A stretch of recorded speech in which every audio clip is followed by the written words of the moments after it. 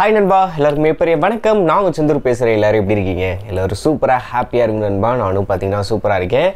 இன்றைக்கி ஆன்லைனில் பார்த்தீங்கன்னா எல்லாருமே அதில் தான் வாங்கிட்டு இருக்கோம், A to Z. ஸோ வீட்டுக்கு தேவையான பொருட்கள் இருந்து எலக்ட்ரானிக்ஸ் ஐட்டம், சின்ன சின்ன ஐட்டங்கள், ஒரு 10 ரூபா 15 ரூபா பொருளை கூட பார்த்தீங்கன்னா டக்குன்னு ஆன்லைனில் போய் ஆர்டர் பண்ணுவோம். எதுக்கு கடைக்கு போயிட்டு அப்படின்னு சொல்லிட்டு நம்மளோட மொத்தமே பார்த்திங்கன்னா ஆன்லைன் மூலியமாக தான் நம்ம பர்ச்சேஸ் பண்ணிகிட்ருக்கோம். அது மட்டும் இல்லாமல் ஆன்லைனில் பார்த்திங்கன்னா நம்ம கார்டை சேவ் பண்ணி வைக்கிறதா இருக்கட்டும், நம்ம அட்ரஸ் டீட்டெயில்ஸ், ஃபோன் நம்பர், லொசுக்கு லொக்கேஷன் ஆக்சஸ் கொண்டு பார்த்திங்கன்னா எல்லாமே கொடுத்து வைக்கிறோம். ஸோ ஃப்ளிப்கார்ட், அமேசான் மற்றும் பல ஆன்லைனில் பர்ச்சேஸ் பண்ணுற அப்ளிகேஷன்ஸ், இதை பற்றின ஒரு அவேர்னஸ் வீடியோ அப்படின்னு சொல்லலாம். நீங்கள் ஆல்ரெடி நம்ம டெக்பாஸ் அண்ணே ஒரு வீடியோ போட்டிருப்பாரு. நிறையா பெரிய பெரிய யூடியூபர்ஸ்லேருந்து சின்ன சின்ன யூடியூபர்ஸ் வரைக்கும் பார்த்திங்கன்னா அந்த ஆன்லைன் ஸ்கேமை பற்றின்ற வீடியோஸ்லாம் போட்டிருப்போம். ஸோ இப்போ லேட்டஸ்ட்டாக ஒரு சில புது யுக்திகளை கையாண்டு நம்மளை பார்த்திங்கன்னா அந்த இதில் உழ வைக்கிறானுங்க. அதை என்ன ஏதுன்றதாக பார்க்க போகிறோம். ஃபஸ்ட்டு என்ன ஆச்சு தெரியுமா? ப்ரைஸிங்கை 100 ரூபா பொருளை அடிச்சுட்டு அதை 150 ரூபான்னு கொடுத்து திருப்பி ஆஃபரில் உங்களுக்கு 100 ரூபாய்க்கு தரோம் அப்படின்ற மாதிரி பரவலாக ஏகப்பட்ட நேரத்தில் போச்சு. முக்கியமாக இந்த ஃபெஸ்டிவல் டைத்தில் பார்த்திங்கன்னா நிறையா பண்ணாங்க. இப்போயுமே ஒரு சில ப்ராடக்ட்டுக்கு பண்ணுறாங்க. ஆனால் என்ன, நம்ம மக்கள் பார்த்திங்கன்னா கொஞ்சம் புரிஞ்சுட்டாங்க. ப்ரைஸிங் கிராஃபை பார்த்திங்கன்னா அனலைஸ் பண்ணி இதுக்கு உண்மையிலே லான்ச் ஆகும்போது எவ்வளோ இருந்துச்சு, அதுக்கப்புறம் இதுக்கு முன்னாடி எப்போலாம் ப்ரைஸ் குறைஞ்சிச்சு, இப்போ கரண்ட் ப்ரைஸ் உண்மையிலே ரேட்டை குறைச்சிருக்கானா இல்லையான்றதை மக்கள் பார்த்திங்கன்னா அனலைஸ் பண்ணி இப்போ பை பண்ண ஆரம்பிச்சிட்டாங்க. அடுத்தது என்னென்னா, ஆர்டர் பண்ணுறது ஒரு பொருளாக இருக்கும், வீட்டுக்கு வரும்போது பார்த்திங்கன்னா வேறு ஒன்றா இருக்கும். ஃபோனுக்கு பதிலாக சோப்பு கட்டியை வச்சு அனுப்புறது, நம்ம ஆர்டர் பண்ண சைஸை விட வேறு ஒரு சைஸுக்கு அனுப்புறது, கலரை மாற்றி அனுப்புறது, இந்த மாதிரி பிரச்சனை வந்துச்சு. அதுக்கப்புறம் அதை சரி பண்ணுறதுக்கு என்ன பண்ணாங்க, இல்லை ஒன்றும் பிரச்சனை இல்லை, நீங்கள் ஆர்டர் பண்ணது மாற்றி இருந்துச்சுன்னா நீங்கள் சப்போர்ட்டை அணுகி நீங்கள் ரீப்ளேஸ்மெண்ட் பண்ணிக்கலாம், அப்படியே உங்களுக்கு சாட்டிஸ்ஃபை இல்லைன்னா உங்களோட மணியை நீங்கள் ரீஃபண்டாக வாங்கிக்கலாம், இப்படின்ற ஒரு ஆப்ஷனை கொண்டு வந்தானுங்க.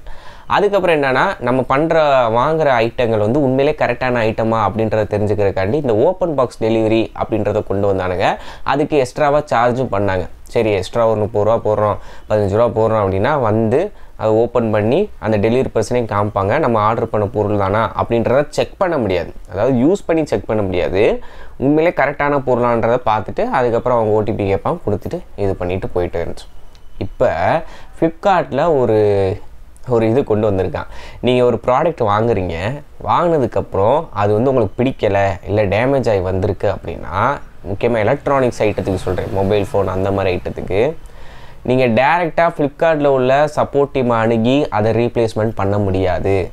அது என்ன தான் 7 டே ரீப்ளேஸ்மெண்ட்டு 10 டேஸ் ரீப்ளேஸ்மெண்ட்டுன்னு போட்டிருந்தாலும் ஃப்ளிப்கார்ட் அப்ளிகேஷன் மூலிமா உங்களால் பண்ண முடியாது. அதிலே ஒன்று போட்டு வச்சுருக்கான், நீங்கள் ஏதாவது ப்ராடக்ட் எலக்ட்ரானிக்ஸ் ஐட்டம் வாங்குறீங்க அப்படின்னா அதில் ஏதாச்சும் பிரச்சனை நீங்கள் ஃபேஸ் பண்ணுறீங்க அப்படின்னா சர்வீஸ் சென்டர், உங்கள் ஊர்களில் உள்ள சர்வீஸ் சென்டர் போயிட்டு அவன்கிட்ட அதில் இந்த மாதிரி பிரச்சனை இருக்குது, வாங்கும் போதே இப்படி டேமேஜ் ஆகி வந்திருக்கு அப்படின்ற அவன்கிட்ட லாக் பண்ணி, அதுக்கப்புறம் அவன் அங்கே லாக் பண்ணி, இப்படி ஒவ்வொன்றா சுற்றி உங்களுக்கு அந்த ப்ராடக்ட் கிடைக்கிறதுக்கே கிட்டத்தட்ட ஒரு 15 நாள்லேருந்து 25 நாள் கிட்ட டைம் எடுத்துரும். நீங்கள் எலக்ட்ரானிக்ஸ் ஐட்டம் வாங்கி அதில் உள்ள ஏதாவது பிரச்சனை இருந்துச்சுன்னா. முன்னாடி அப்படி கிடையாது. நீங்கள் ஃபோன் வாங்கினாலும் சரி, எந்த ஒரு ஐட்டங்கள் நீங்கள் ஃப்ளிப்கார்ட்டில் வாங்கினாலும் சரி, ஈஸியாக ஓகே வரலை பிடிக்கலை இதுக்கு பதிலாக வேறு வாங்குவோம் அப்படின்னு சொல்லிட்டு ஈஸியாக அப்ளிகேஷன் மூலியமாகவே நம்ம ரீப்ளேஸ்மெண்ட் பண்ணிடலாம். ஏன்னா அவங்க ஆப்பை லான்ச் பண்ணும் போதே நம்மகிட்ட அதை தான் சொன்னானுங்க, நம்ம கடை நீங்கள் இதெல்லாம் வேணாலும் பார்த்தீங்கன்னா உரிமையாக எது வேணாலும் பிடிச்சா வாங்கலாம், இல்லாண்டி ரீப்ளேஸ்மெண்ட் போட்டுக்கலாம், இல்லை காசாக வாங்கிக்கலாம், அப்படி இப்படின்னு சொல்லி தான் ப்ரொமோட் பண்ணானுங்க. இப்போ அப்படியே டோட்டலாக ஒவ்வொன்றையும் பார்த்தீங்கன்னா சேஞ்ச் பண்ணிட்டு வராங்க. அமேசானில் ஒன்றும் அந்த மாதிரி கொண்டு வரல.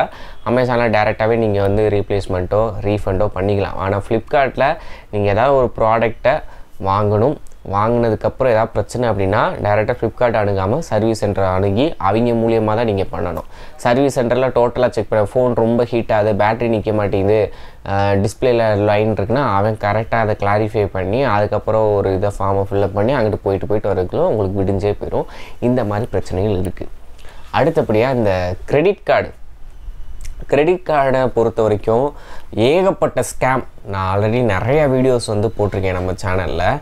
பட் ஆனால் எல்லாருமே வாங்குறோன்னு நினைக்கிறது இந்த ஆஃபர் தான். ஃபோனு லான்ச் ஒவ்வொரு ஃபெஸ்டிவல் சீசனாக இருக்கட்டும், பிக் பில்லியன் டே, அதுக்கப்புறம் கிரேட் இந்தியன் ஃபெஸ்டிவல் சேல், இதில் அமேசான், ஃப்ளிப்கார்ட்டு எல்லா அப்ளிகேஷன்லையுமே பார்த்திங்கன்னா இந்த கிரெடிட் கார்டுக்கு ஆஃபர்ன்றது தரான். உதாரணத்துக்கு 30,000 ரூபா ஃபோனை 27,000 ரூபாய்க்கு இருக்கும். ரூ. 27,000 போக நீங்கள் கிரெடிட் கார்டு யூஸ் பண்ணி 1,500 2,000 டிஸ்கவுண்ட் கிடைக்குமா.